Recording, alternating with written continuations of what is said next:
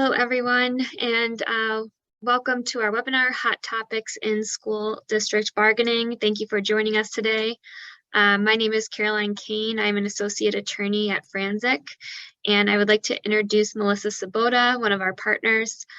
Melissa concentrates her practice in labor and employment law, and she regularly represents our clients, including school districts, in collective bargaining.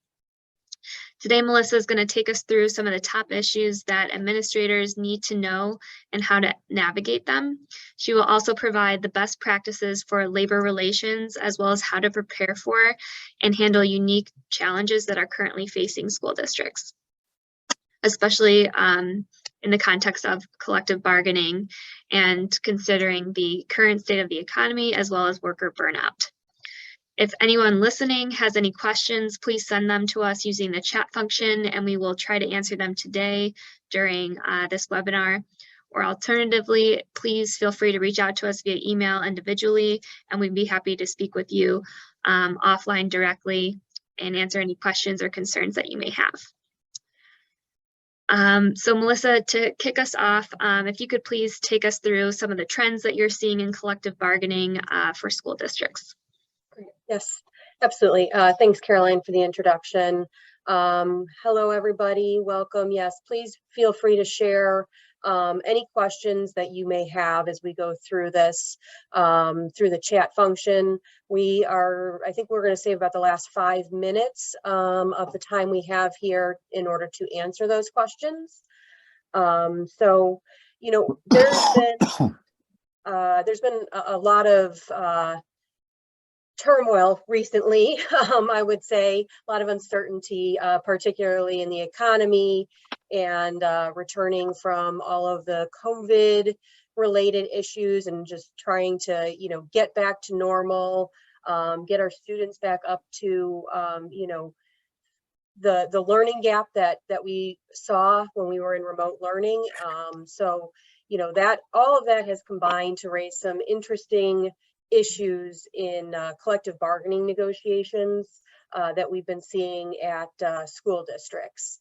Some of the major issues we're generally seeing is around wages. Of course, that is influenced by the high rates of inflation.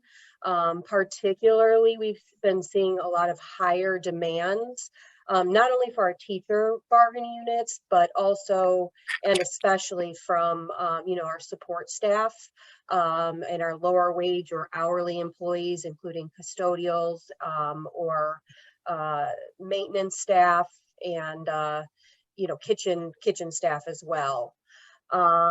We're also seeing, and this is more from teachers units, we are seeing demands for additional supports in the classroom, as well as additional benefits due to claims of burnout, stress, and other stressors that from, you know, outside that our teachers are experiencing. So definitely seeing more requests and demands for additional time off, greater benefits, lower class size, additional planning time, as well as some additional guaranteed resources for students in the classroom, as well as additional staffing demands.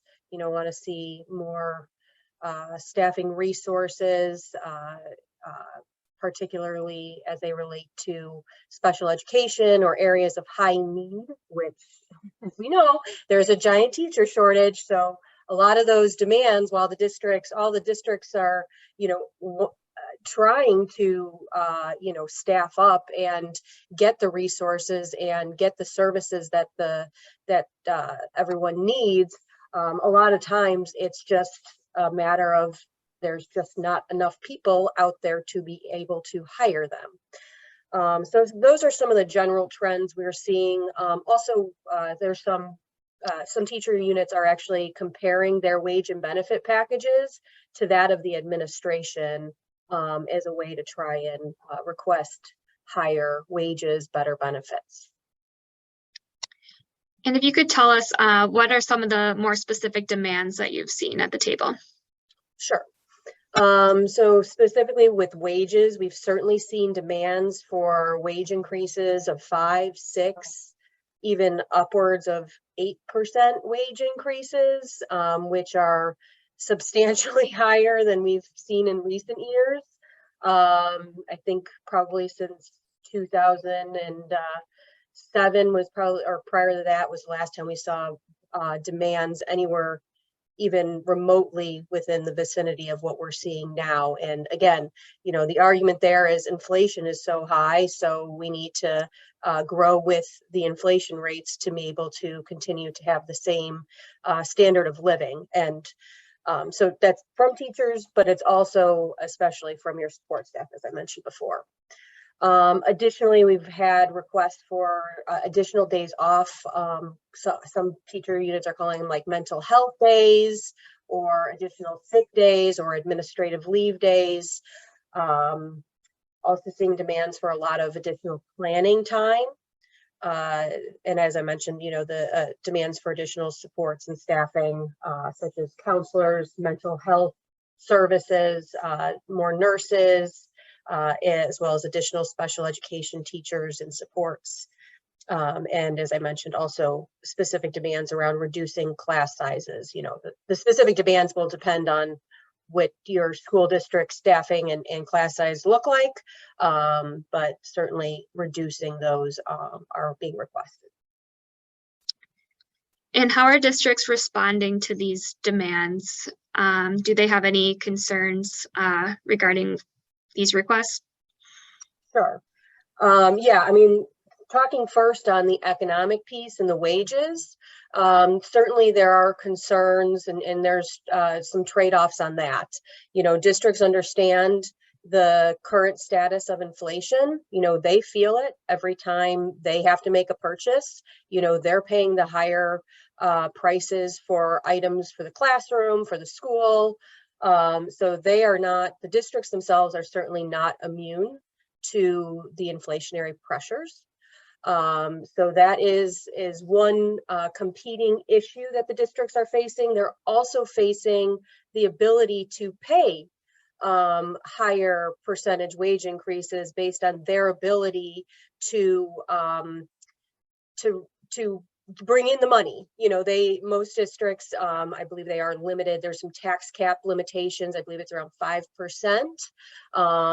for the tax levy that they can raise to be able to pay for the additional wage increases. So they've certainly had to get creative in both recognizing the need for increased wages and, how are they going to pay for those increased wages, not only from the tax levy, but also from, potentially pulling resources, pulling money from other places, which also could potentially mean layoffs or a reduction in staff. I mean, there's one pot and there's only so many, or one pie, I'll say one pie and only so many ways to slice it before you run out of room.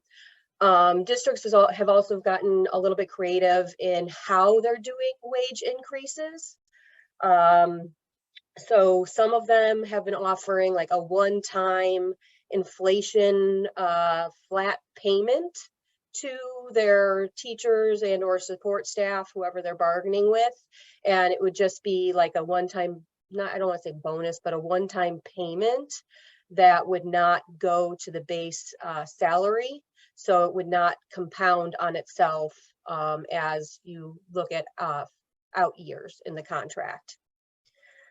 And then you also have some districts that are offering flat payments over time. So they're splitting that payment up, but again, non-compounding increase, not to the base salary, but just money directly to the employee's pocket.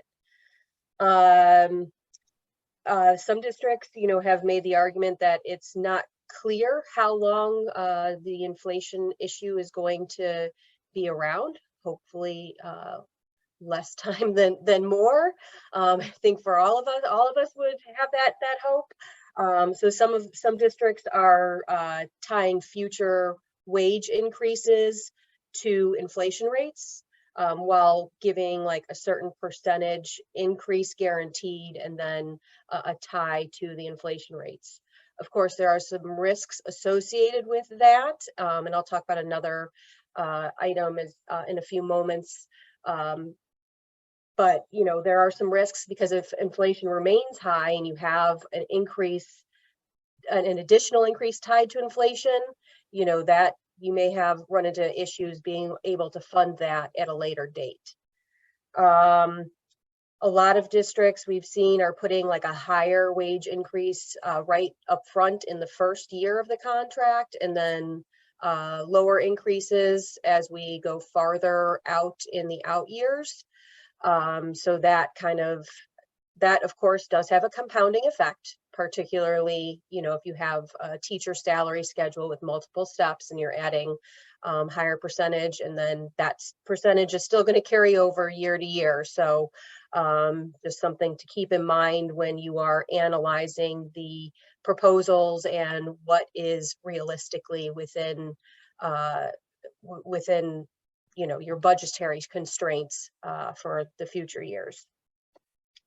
I've also seen some districts that are negotiating like reopener language, where, similar to what I mentioned before, you have a set wage increase for each year of the contract, but then you have a reopener tied to inflation. And I think this interesting solution may make some more sense than just having it tied flatly to inflation, because it's a reopener that either the union or the employer can request to reopen. So if inflation continues to be, or if inflation, substantially lowers in the out year, the employer then can ask to reopen the agreement to decrease the wage rates.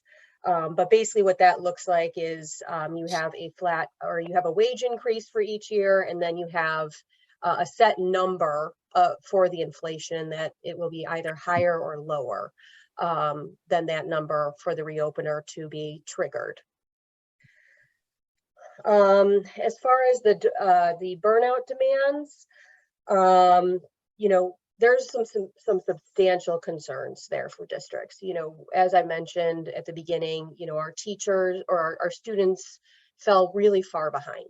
And during COVID, during remote learning, we're still having to deal with a lot of student absence issues, due to COVID or other illnesses that are going around now, where they have to be out of school for an extended period of time. So when they're in school, it's really, really, really important, and the districts have certainly been stressing this, it's really important that we need our teachers in the classrooms in front of the children to work on trying to close some of those gaps, because it's hard, it's going to take a long time. So providing additional time off in a lot of circumstances, especially, if you are in a district where you have a substantial sub shortage, which most, if not all of them do, not having anybody really to be able to be in front of the kids and giving them actual learning materials, actual teaching, that is concerning. So providing additional mental health days or additional days off, districts have certainly been quite wary of. The one thing, you can stress is most teachers or most bargaining units, if not all bargaining units, they have sick time, a set number of sick time, a number of days every year that they can use. And certainly I would think, or a lot of the districts have said, if they need a mental health day, that's what sick time is there for.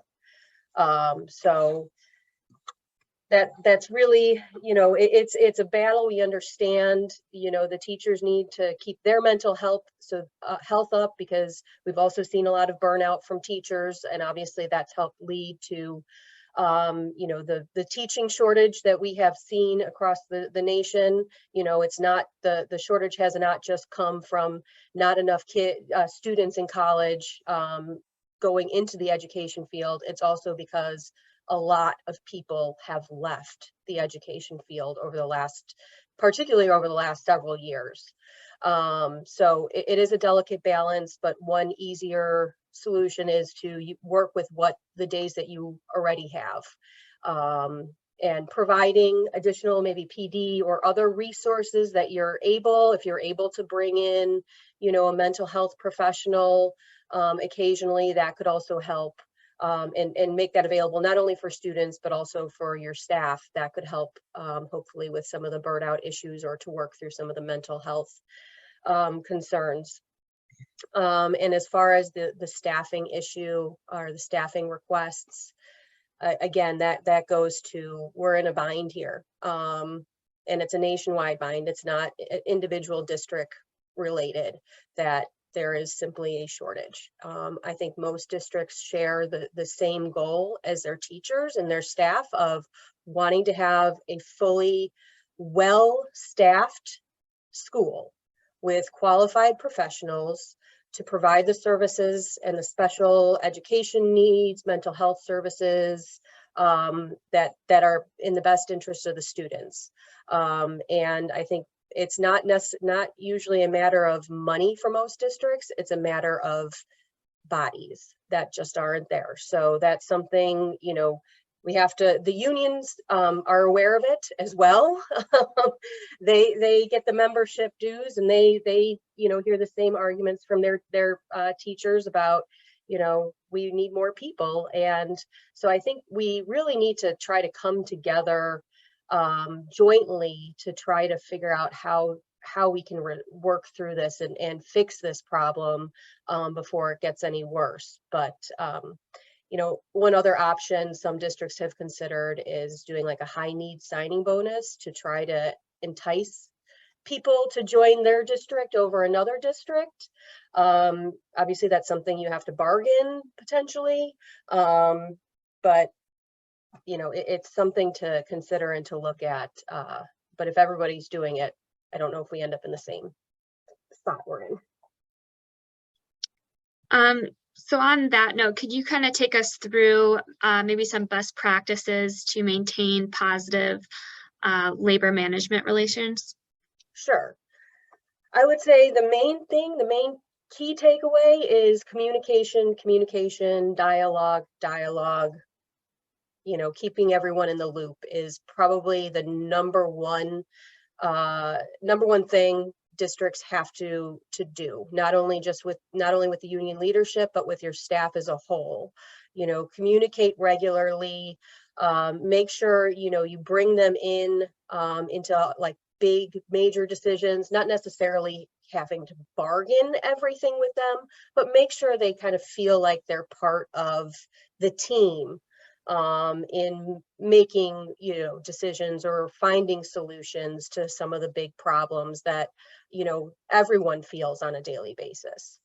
One thing that a lot of districts have, and if yours doesn't, but it's probably a good thing to look into, particularly if you've had a lot of rumblings and complaints from your union or your staff, is to create like a labor management type of committee, which is a joint committee of staff, as well as people from administration and management, and task them to kind of address the day-to-day issues that come up, the changes, review big changes before they're made, and make sure that they have kind of a buy-in and some discussion around those. Another thing, you don't want to try to avoid making big unilateral changes, either directly impacting something in a collective bargaining agreement. Probably shouldn't do that. But if it's something that's outside the collective bargaining agreement, but has been kind of a practice that you're thinking about changing, it's just, even if it's not something you have to bargain, it is a best practice to let people know what you're doing. Ideally, if you give them a why you're doing it, or why the change is needed, and engage in a dialogue when there's questions, it usually helps kind of simmer any issues down that may come bubbling up, and hopefully avoid grievances down the line, because those are much harder to deal with when you get to that stage, they require a lot more work from your administrative team that could be avoided in many circumstances by talking it through first. And again, just some final things to keep in mind, avoid a take it or leave it approach. That just creates animosity between everybody. And avoid a us versus them attitude when you're working with your staff and or the union. I know at times it can be hard, at times it can be frustrating, at times it feels like you're being attacked or they just want to combat you on everything. But at the end of the day, you're all on one team. You all want to provide the best education you can for the students. And in order to do that, you all have to be able to work together. So I think those are some of my main key takeaways, best practices, bargaining trends. Caroline, have you looked into whether the Illinois Educational Labor Relations Board has issued any interesting decisions recently that school districts might need to keep in mind? Yeah, so I found this one recent case that came out in July of this year out of the Illinois Education Labor Relations Board, in which the board found that a municipal employer, in this case a college, violated the act by unilaterally implementing a telework policy. And this was in response to the COVID pandemic. The union alleged that this was a unilateral change to the terms and conditions of employment and that the employer was obligated to bargain before it implemented this change.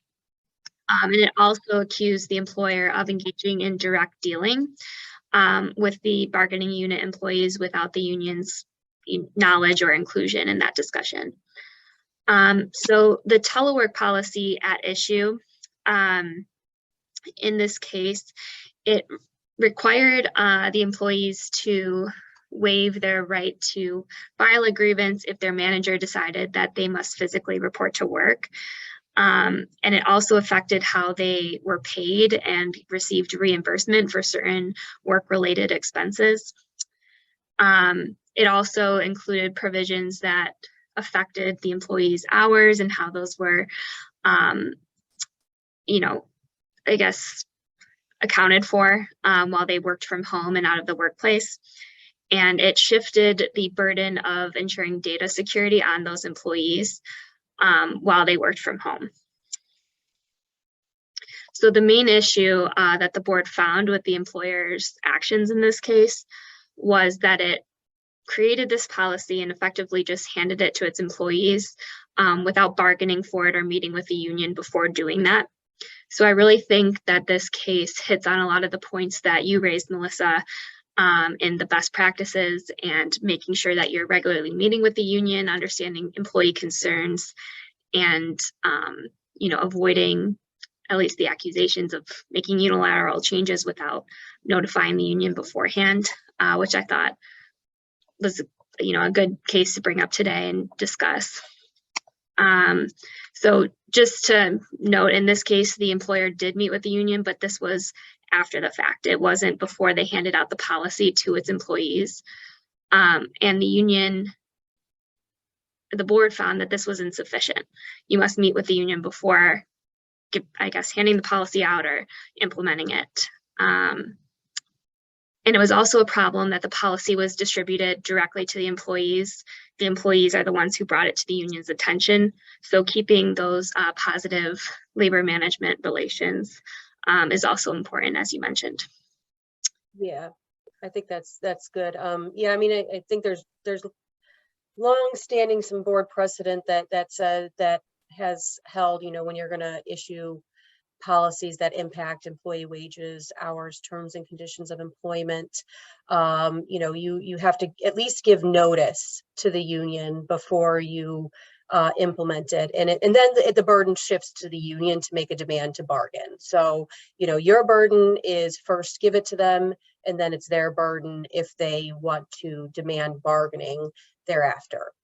They also need to make the demand to bargain within a reasonable period of time. You can't give them a policy and then a year later they're like, oh wait, we want to bargain over that. Like, Yeah, that's already been implemented. That ship has sailed. So, and not all policies have to require, the bargaining over the decision itself. Some of them only require bargaining over impact, again, if requested. So I think it'll be interesting. I asked you earlier if we saw, I know when a lot of teachers didn't want to do the telework initially. And then when we were coming back, we got a lot of pushback about coming back to the classroom. And, it'll be interesting to see. I'm sure there's some more additional cases in the queue at the board about, the decisions to return to the classroom and bargaining obligations around there. So we will certainly continue to monitor the Illinois Educational Labor Relations Board and provide updates, on important cases as they come up. So I see in the Q&A, we have a question. Are school workers entitled to every holiday as paid time off? And I believe the answer to that is no. Holidays are a mandatory subject of bargaining, but I don't believe every federal holiday is required to be a paid holiday off.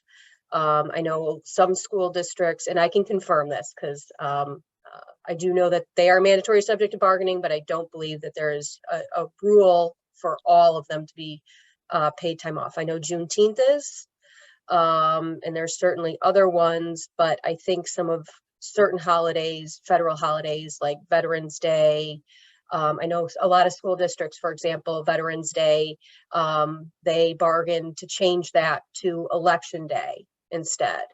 And then some of the February holidays, President's Day and Lincoln's birthday, those holidays, I believe those are not mandated off, but please email me to follow up. I will be happy to double check the law since it has been a while since I looked at that individual piece, but I do believe that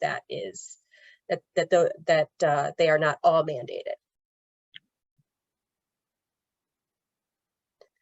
Okay, well, I think that was our one and only question in the chat, and we are pretty much right on time, which I'm very happy about. And I want to thank everybody for coming. And again, if you have any questions, please do not hesitate to reach out to Caroline or I. My email address is mds@franczek.com. And Caroline? I'm ckk@franczek.com. And I hope you all have a wonderful rest of the week and a safe and healthy weekend. Thanks for joining, everyone. Have a great rest of your day.